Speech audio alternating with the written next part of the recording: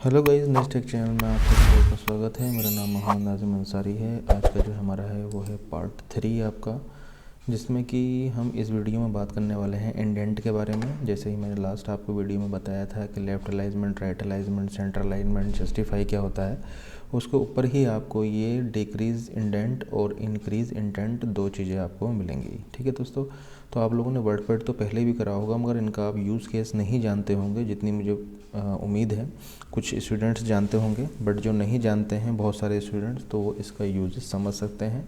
और इसी के अंदर मैं आपको टैब की सेटिंग बतलाऊंगा दोस्तों। ठीक है दोस्तों, तो सबसे पहले तो मैं आपको चीज़ बतला दूं कि सबसे पहले तो ये जो ऊपर का आता है हमारा रोलर बार होता है। अगर ये नहीं आती है किसी वर्ड पैड में आपका, तो आपने क्या करना है, व्यू में जाके क्लिक करना है रूलर पर। ठीक है, तो यहाँ से रूलर हट जाएगा और यहीं से मार्क क्लिक करेंगे तो रूलर हमारा आ जाएगी। रूलर क्या है, बेसिकली आपका पैमाना है कि भैया कितने इंचेस का आपका पेज है अभी फ़िलहाल। ठीक है, तो यहाँ पर जो होता है वो ये इंडेंट है आपके, ये पूरा इंडेंट है आपका। ठीक है, ये पूरा का पूरा हिस्सा जो कहलाता है हमारा। तो अभी जो हमारी अलाइनमेंट स्टार्ट होती है वो लेफ़्ट से स्टार्ट होती है। इंडेंट में और टैब में अंतर क्या है, मैं थोड़ा सा आपको डिफ़ाइन कर देता हूँ। सबसे पहले मैं आपको टैब समझा देता हूँ, टैब में क्या चीज़ें हैं और इंडेंट में क्या चीज़ें हैं, दोनों में आपको डिफरेंस समझ में आ जाएगा। ठीक है दोस्तों, तो कभी कुछ मैटर आपको इस टाइप का लिखना होता है कि भाई कुछ दूरी पर जहाँ पर एक स्पेस से ज़्यादा स्पेस हो, क्या होता है, एक स्पेस से ज़्यादा स्पेस हो, तो लेफ्ट हैंड साइड में एक टैब की आती है इस तरीके से। जैसे मैं टैब मार रहा हूँ, ये आगे की तरफ को जा रहा है कर्सर, तो बाय डिफ़ॉल्ट जो होता है ये 0.5 इंचेस तक जाता है हमारा बाय डिफ़ॉल्ट। अगर मैं मारूंगा टैब तो देखिएगा ये 1 से 1.5 पर पहुंचा, 1.5 से 2 पर पहुंचा, 2 से 2.5 पर पहुंचा, 2.5 से 3 पर पहुंचा। तो बाय डिफ़ॉल्ट जो पहले से ही सेटिंग होती है वो 0.5 इंचज़ की इसकी सेटिंग होती है। अब होता क्या है, इस टैब का आप यूज़ किस तरीके से करते हैं, जहाँ पर एक स्पेस से ज़्यादा स्पेस आपको देने होते हैं और लाइन बाय लाइन बिल्कुल सीक्वेंस से आपको डाटा लिखना होता है रिज्यूमे के अंदर, रिपोर्टों के अंदर, फाइलिंग करते वक्त, तो वहाँ पर इसका यूज़ होता है। तो सबसे पहले हम टैब को समझ लेते हैं। टैब में क्या है, जैसे कि आप रिज्यूमे बनाते हुए होते हैं तो वहाँ पर लिखना होता है सपोज दैट भाई फादर्स नेम। ठीक है, फिर टैब मारा, टैब मारने के बाद में बीच में एक डैश होता है, 2 टैब लिए मैंने, 2 टैब लेने के बाद में मैंने नाम कुछ डाल दिया। ठीक है, जैसे कि मदर्स नेम लिखना होता है, मान लीजिएगा मदर्स नेम। ठीक है, फिर 2 टैब लिए हमने और बीच में डैश लिया, फिर 2 टैब लिए।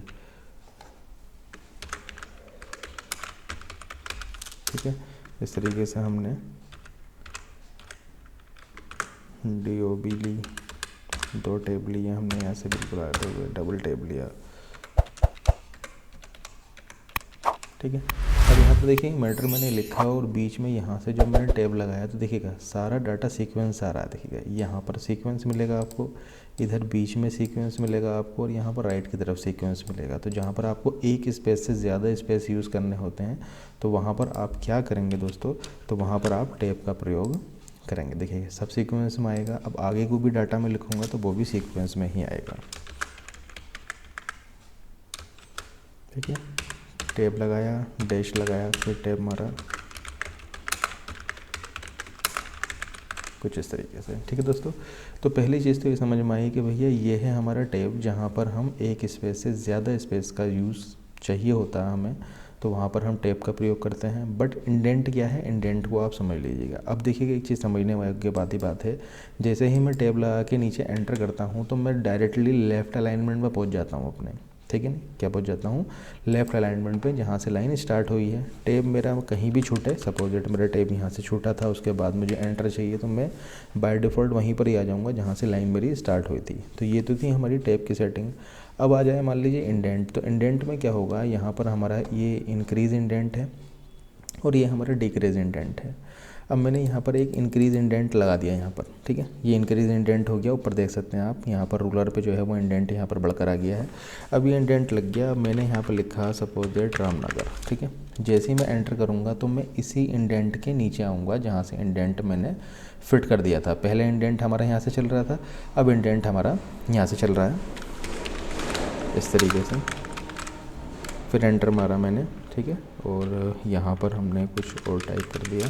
ठीक है, एंटर मारा, तो इस तरीके से इंडेंट जो है बिल्कुल सीक्वेंस में लाने का काम करता है, जहाँ पर से भी मैं अपना टेक्स्ट जो है वो यूज़ करना चाहता हूँ। ठीक है, देखिए इंडेंट आ गया।